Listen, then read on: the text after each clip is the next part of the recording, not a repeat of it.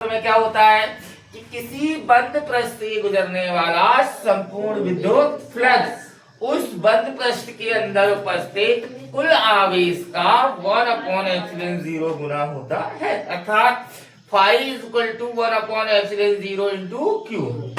Gauss law का आपके पास diagram दिया गया है, अंडे टाइप का होता है, थोड़ा सा चिपका दो, ठीक है। तो वृत्त का आकार ही बनेगा। चलिए देखिए, अब चित्र में देखते हैं तो क्या होगा। माना कि चित्र में एस कोई बंद पृष्ठ दिख रहा है आपका, जिसके अंदर ओ बिंदु पर क्यू आवेश स्थित है, दिख रहा है। क्यू से आर दूरी पर पी बिंदु पर विद्युत क्षेत्र की तीव्रता, तो ई बराबर क्या होता है 1/4πε0 इंटू क्यू अपॉन क्या होता है आर स्क्वायर। समीकरण नंबर क्या हो जाएगा आपका? इतना समझ में आया कि आगे चलिए, इतनी पी बिंदु निकाल लिया, विद्युत क्षेत्र निकल गई। अब क्या हो जाएगा क्षेत्रफल, विद्युत क्षेत्र अपने डेल एस क्या है, क्षेत्रफल है, तो क्या हो जाएगा क्षेत्रफल, क्या लिखेंगे क्षेत्रफल डेल एस।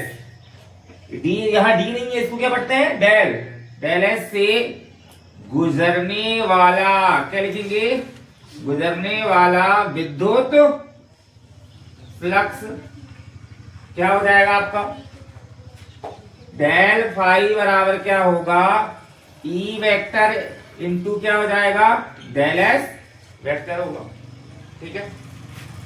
बराबर क्या हो जाएगा ई इंटू वेक्टर हटाइए, डेल एस क्या हो जाएगा कॉस थीटा। क्यों हुआ? ई तथा डेल एस के बीच कौन सा कोण बन रहा है थीटा, और ये रेखा क्या है आधार है कि नहीं? आधार मतलब क्या होता है कॉस, ट्रिग्नोमेट्री में पढ़ा हुआ है, इसलिए कॉस क्या हो जाएगा यहां पर लिखेंगे चूंकि थीटा ई तथा डेल एस के बीच का क्या हो जाएगा कोण है। आया समझ में? क्लियर? इतना समझ में आया? अब इतनी बात हुई, हमको तो पूरी बात करना है कि नहीं करना है? अभी बात कितनी हुई? केवल इतनी, हमको बात करना है पूरी। तो यहाँ समीकरण तो दे क्या नहीं, तो हम क्या लिखेंगे संपूर्ण पृष्ठ से गुजरने वाला विद्युत फ्लक्स। कुछ नहीं करना बंधु, संपूर्ण पृष्ठ से गुजरने वाला विद्युत फ्लक्स। अभी हमने क्या किया था, केवल डेल एक्स क्षेत्र जो था क्षेत्रफल था उससे गुजरने वाला विद्युत फ्लक्स करा था। कुछ नहीं करना, यहाँ पृष्ठीय समांतरण का फॉर्मूला बनाना दोनों साइड। तो क्या हो जाएगा बंधु पृष्ठीय समांतरण, इसको अपन क्या करते हैं पृष्ठीय समांतरण डेल फाई बराबर क्या होगा पृष्ठीय समांतरण E into del S cos theta. समीकरण नंबर 2। इतना समझ में आया कि नहीं बताइए? आया नहीं आया? यहां तक आया था? आया? फिर समझ देते, चलो ठीक है। देखिए विद्युत क्षेत्र तीव्रता क्या हो रही E equal to 1/4πε into Q upon are square होता है आपका। अब देखिए ये हो गया। अब देखिए क्षेत्रफल से गुजरने वाला विद्युत फ्लक्स क्या होता है del phi equal to E vector into del S vector. Vector को हटाया तो क्या आया कॉस थीटा। थीटा क्यों आया? क्योंकि थीटा जो है ई तथा डेल एस के बीच का कोण है। कॉस क्यों आया? क्योंकि ये रेखा क्या है आधार मतलब क्या होता है कॉस, ठीक है, सीधी सी बात है। अब क्या होगा, हमने सिर्फ इतना निकाला था तो हमको क्या करना, संपूर्ण निकाला ना भाई, तो संपूर्ण निकाल, यही सूत्र में हमको दोनों साइड क्या करना है पृष्ठीय समांतरण चिन्ह लगा देना, बस हो गया। आया समझ में? क्लियर हुआ? कुछ किया मैंने? कुछ नहीं। इसी सूत्र में हमको दोनों साइड क्या करना है पृष्ठीय समांतरण का फॉर्मूला लगा, क्योंकि संपूर्ण पृष्ठ से गुजरने वाला विद्युत फ्लक्स। अब आपके पास समीकरण 1 और समीकरण 2 प्राप्त हो चुका है, हो गया। तो समीकरण 1 समीकरण 2 में क्या कॉमन दिख रहा है भाई? समीकरण 1 में ई का मान लिखा हुआ है, समीकरण 2 में ई लिखा हुआ। तो क्या करेंगे, समीकरण 1 के मान को क्या करेंगे हम समीकरण 2 में रख देंगे। समझ में आया?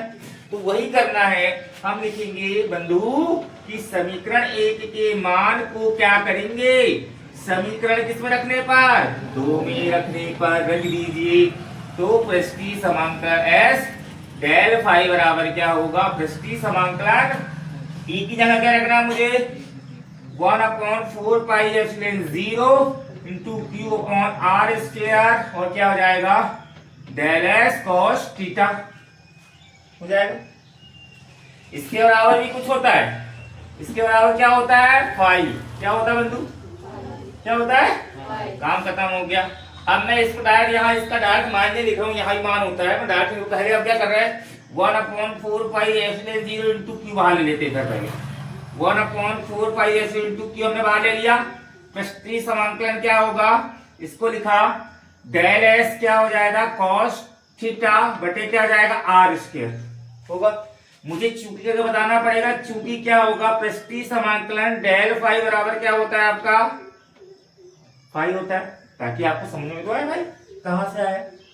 ठीक है, अब देखिए phi is equal to 1/4 pi epsilon 0 into q, इसके बराबर क्या होता है ओमेगा, क्या होता है ओमेगा, ये डब्ल्यू का चिन्ह नहीं है ओमेगा है, क्या है यहाँ पे ओमेगा, डब्ल्यू नहीं बोलना। तो यहाँ पर हम चूंकि से बोल सकते हैं कि पृष्ठीय समाकलन del S cos theta upon are square बराबर क्या होता है ओमेगा।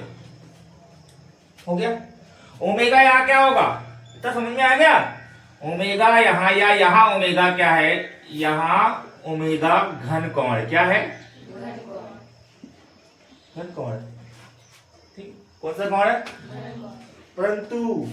परंतु बंद पृष्ठ द्वारा ओ बिंदु पर बनने वाला घन कोण क्या होता है, क्या होता है 4 पाई होता है, क्या होता है 4 पाई।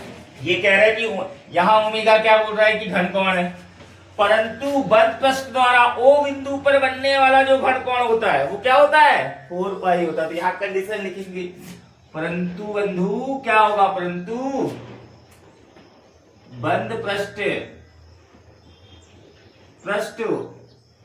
द्वारा ओ बिंदु पर बनने वाला, क्या करने वाला बनने वाला घन कोण क्या होता है, घन कोण 4 पाई होगा, क्या होगा होगा, इसीलिए क्या होगा, अब भैया यहाँ ओमेगा क्या बोल रहा है घन कोण है, परंतु बंद पृष्ठ द्वारा ओ बिंदु पर बनने वाला घन कोण क्या बोल रहा है 4 पाई, तो ओमेगा इधर क्या रख सकते हैं हम 4 पाई रख दें, हमारा सवाल सॉल्यूशन हो गया।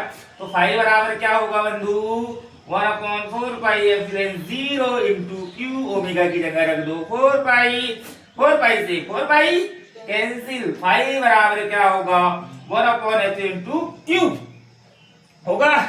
यही क्या है गॉस प्रमेय है।